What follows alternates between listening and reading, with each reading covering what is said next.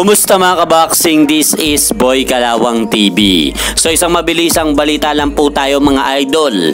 Matapos nga pong lumabas ang balitang lalaban si current WBO at The Ring Magazine Junior Welterweight Champion Teofimo Lopez sa kinakatakutang lugar sa Alcatraz Prison, ay napag-alaman po natin mga idol na kinuwang pangdagdag puwersa ni Teofimo Lopez sa kanyang kampo ang legendary trainer na si Coach Freddie Roach para sa kanya nalalapit na laban sa buwan ng June at July.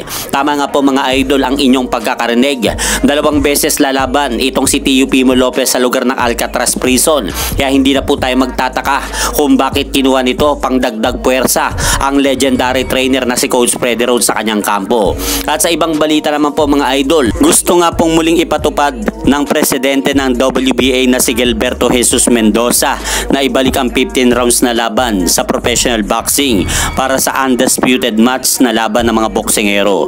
Pero ang opinion ko nga po dito mga idol, pwede naman po itong ipatupad basta undisputed lang na laban ang mangyayari sa pagbalik ng 15 rounds na laban. Kaya dahil po dyan sa balita na yan, hindi nga po pumabor ang bilyonaryong matchmaker na Arabo na si Turki Alelsik sa pagbalik ng 15 rounds na laban sa professional boxing. Dahil sinabi nga po ni Alelsik mga idol na kalabisan na daw para sa isang boksingero kung ibabalik pa ang 15 rounds na laban sa professional boxing. Dahil masyado na po daw itong delikado sa kalusugan ng mga boksingero.